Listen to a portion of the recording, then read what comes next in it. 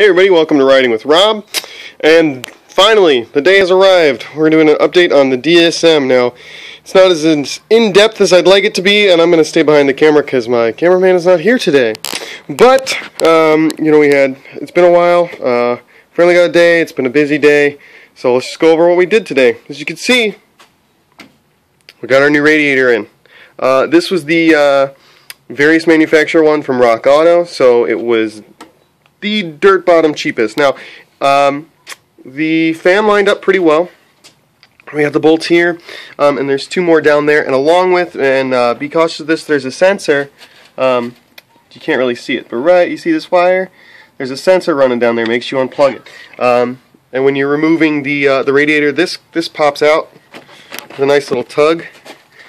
And there's a clip that it slides into there, so you can get that out of your way. Now you've also got your mounts. Let's move this out of the way. Got your mounts here, two bolts. As you can see, it's pulling the mount that way. That's the only part that I had with fitment, is that these were just a little bit off. But you know what? It's in there nice and tight, and it looks pretty good. It's in there. It's pretty decent. Ran into a little problem with our radiator hoses. We got these old pinch clamps on here. Normally these are pretty good when they're brand new. Here's our problem. The problem is that they got old. They rusted. These are original hoses, so those are 20-year-old hoses. They're not the greatest. We're gonna get rid of those. We're gonna put in some new clamps. What else do we do under the hood today? It's been a long day, guys. Did our fuel injectors. So we've got some 450cc fuel injectors. They're off a 2G turbo model. These are pretty easy to do. I removed the fuel pressure regulator. We're going to put our aftermarket one on. We'll talk about that in a second.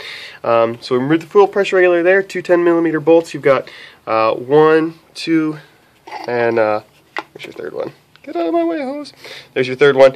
I think those were 12s. Maybe they were 14s, so I'm pretty sure they were 12s. And then this all comes out of here. It is attached down here to our hard line. It's easiest if you just detach it from your fuel filter right here. So my hands are nasty. Detach it from your fuel filter is the easiest. Detach that end from your fuel pressure regulator.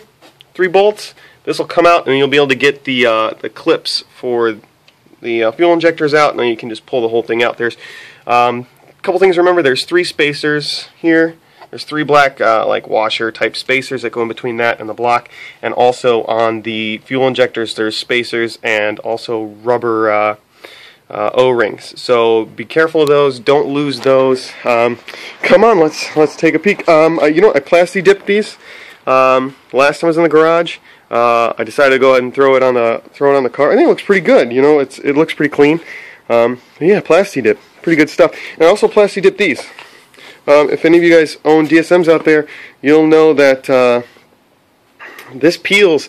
It shows like this nasty chrome, and then like you got all that cruddy rubber. So I took a razor blade, cut the cruddy rubber off, and plasti dipped them through just this side back on. So I got the other side sitting up here.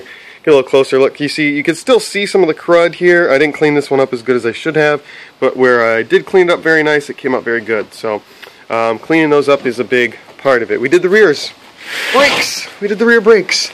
We got our brand new discs in. We got our brand new pads in. We've got our junkyard calipers in. We got our e-brake cables in, which are right back here. So we got a lot of stuff installed.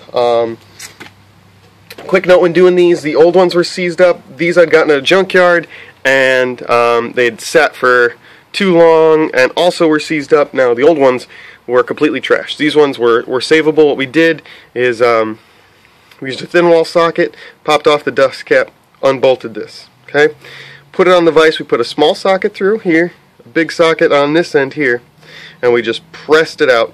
And then we cleaned up the inside with a drill bit, cleaned up the slide with a wire wheel, and then lubed them all up. Put it all back together. Slide's great, working great. E-brake cable's working good. E-brake cable. Oh crap, I don't have my light on me. Okay, so I can't really show you this, but I can kind of show you this. Underneath here, I'm trying to like not get everything dirty. Okay, yeah, you can't see crap right here. If you pull out this little I'll show you. There's a little piece of fabric that just sits down in there. Underneath that, there is an access panel and a 10mm bolt you can adjust your e-brake cable with. So your e-brake cable will be nice and stiff like mine. Okay. We also got the fuel pump done today. Just a quick peek. You notice the floor is kind of wet. I forgot to dump it down. So our fuel pump went in. There's screws holding those in. Those are always rusted. PB Blaster, WD-40, whatever you got. The shit out of those. Okay. What I forgot to do because I was in a rush today. This is our drain plug. Ooh, it's nasty. Maybe I'm glad I didn't touch that. But anyway, you take that off. You drain out the gas before you touch anything. PB Blaster, everything. This stuff will be rusted. Man.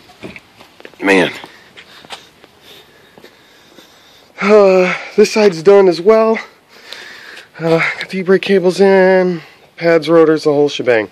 One of the very last thing we did today, touched up our rims with some plasti dip. So there's our rims, plasti dipped, looking nice, guys. Anyway, we got the front brakes to go on. We got a fuel pressure regulator to install. So stay tuned, guys, and thanks for watching.